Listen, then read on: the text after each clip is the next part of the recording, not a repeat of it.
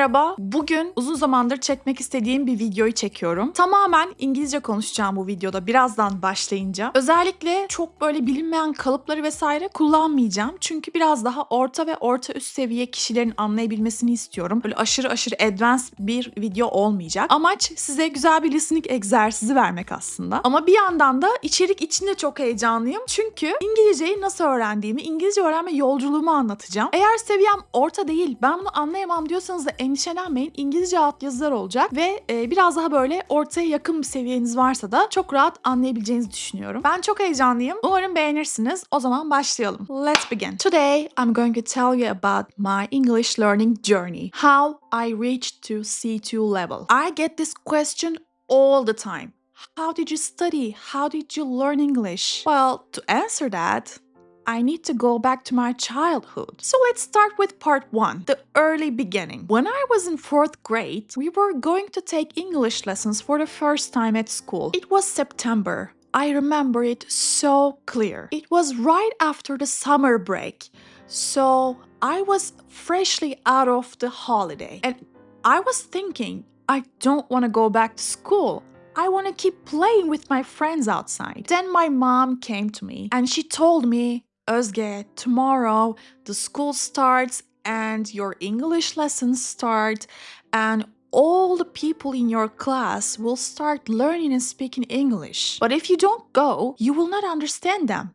You won't be able to communicate with them. I mean, of course, at that time, I believed that I was a kid. If I skipped school for a day or for a week, if I missed just one English class, it wouldn't just put me behind, you know? I would still be able to catch up with my friends. But at that time, I was a little child, so I believed my mom. Then I got so scared. What if everyone learns English and I can't speak and I can't understand them? What am I gonna do? And I started to go to school and start English lessons. At that time, I was around 10 years old. So until 10 years old, I didn't actually properly learn any language. But I have an older brother and sister, and they had these cool CDs of movies, some American movies, and some songs in some discs, which were like maybe rock bands and pop singers. So they were kind of into all of this culture in English. But me, I was just a kid. But when I discovered those CDs and songs and movies, I was really impressed. And I wanted to understand them so badly. And when I started school, I realized, okay, there's this concept of foreign language, and English is a foreign language. And some certain people can understand it, some people can speak it, and some others cannot. And I was one of those who just couldn't speak English. And that was a time I was really fascinated with this idea, the concept of learning a new language. So I decided to learn this. And when school started, I saw the English books. They were so fun. It was in color, we had the pictures and crosswords and games, and the English lessons seemed to me like a puzzle, like a game rather than just a class. And when I got home, I was so excited that I started just doing all the exercises in the book. That helped me a lot because when I went to school, I already knew all the vocabulary and I studied the material. So I was performing so well in the class. And when you're good at something, it really motivates you. And I started believing that I can understand English and I can learn it so much better than anyone else. That was just like a placebo effect because I was already studying so hard at home. And then we come to part 2, which is the middle school era. At that time, I started realizing that this basic understanding and basic vocabulary just wasn't enough. That's when we started learning the grammar. And as I learned grammar, it just made sense. Oh my god, this language has a system, it has rules, it has the knowledge that you can really understand. And that's when I started loving grammar. And when I learned grammar, everything made so much more sense. Everything became easier for me. Then I went to high school. And in my high school, the English education was actually really nice. We would listen to songs and try to figure out lyrics and watch some videos and do some exercises about them. So it was not just grammar, but a really advanced grammar with some vocabulary and listening exercises. That helped me really be immersed in the language. And around high school, people around me were watching TV series and movies in English. And at that time, that was still a new thing in my country. On the way to school, on the shuttle, I used to listen to the senior students, and they were talking about some shows like Gossip Girl, Supernatural, or,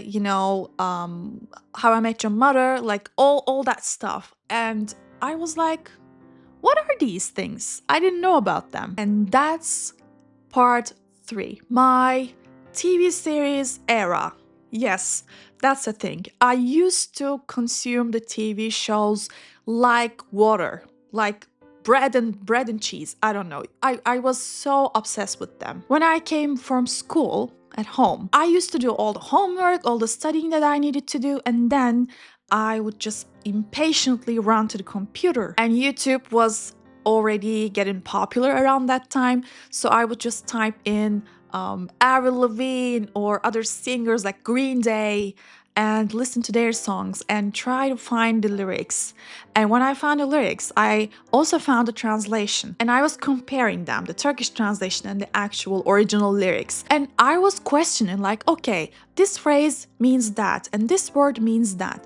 So that's how I actually learned a lot of phrasal verbs and vocabulary and advanced stuff. Around the same time, I was obsessed with the show Friends and Doctor Who. That helped me being exposed to different kind of accents and also different kind of context. So I could see the use of vocabulary, and also I did a ton of listening exercise because watching these shows like Doctor Who, Friends, Prison Break, I was obsessed with them. And watching them really helped me understand the real life English, not just the book English. I was enjoying them so much that I watched them over and over again. And when you watch the same episodes for 10 times or 20 times, you kind of memorize the lines. When I started memorizing the lines, I could just recognize them when I was watching it. And I would just repeat it. I would mimic the actors and say the lines like them because I wanted to feel like I was able to speak fluent English. And actually, at that time, I wasn't aware, but I was doing shadowing technique. So with all the grammar and vocabulary during primary and middle school, I started discovering the power of shadowing and listening in high school through the series, movies, and songs. I could actually see how the grammar that I learned and the vocabulary that I learned would be able to be used by these people. And memorizing the songs that you love and singing along to them, that was the key to my speaking fluency. And part 4 is the reading and writing part. I was so focused on TV shows and movies and songs that I just stopped learning grammar because I already learned a lot of grammar at school and I studied them so hard at home. But something was still missing because I was not producing authentic content. And when you learn a language, that's really important because even though you are exposed to the songs and movies, you still need to produce the language. You have to have your own sentences and you have to use the language, not just mimic other people. But one thing I did right was I was trying to use the new vocabulary that I learned from TV series and songs. So if I learn a word, I just put it on my diary. I try to use it in a poetry, just for the sake of using it. And around that time, I realized that writing helps my speaking a lot. But just copying a text wouldn't do it. I had to write my own story, my own sentences. And when I couldn't find a word, I would just look it up from a dictionary. And I want to remind you, at that time, we did not have the Google Translator or AI. So I put in so many hours into this. And during high school and college, I read a lot of books, but those were, at the beginning, the Oxford and Penguin publishing, like learner study books. And they have these exercises at the end of each chapter. So you would check your understanding. They really helped me so much. And then I started university. That was my part 5. So at college, I studied engineering, but it was fully in English, 100%. So I was able to listen to the lectures in English, do some presentations in English, do the homework in English, exams in English. So it was a whole nother immersion. But I was already so ready for this because I did a lot of studying and immersion during high school and middle school, so I skipped the preparation year of college and started my engineering studies in English. And at that time, I learned some technical terms, but I was already able to express myself fully in English. That's not the end of my journey. Part 6 is all about keeping it alive. Even though I learned English to an advanced level, I never stopped learning or studying it. I still keep my notes in English. I still search when I want to learn something in English. I still use AI or chat stuff in English. Or I watch YouTube videos all in English. It became a part of my life. So it stopped being a school subject a long time ago for me. And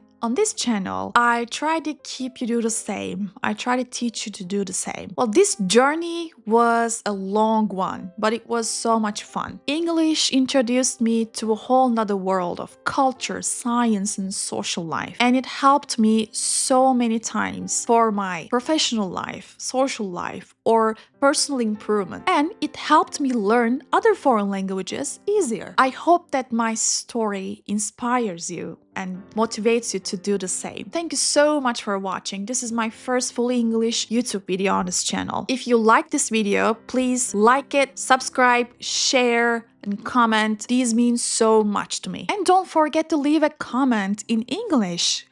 We can talk. Until next video, thanks so much for watching. Take care.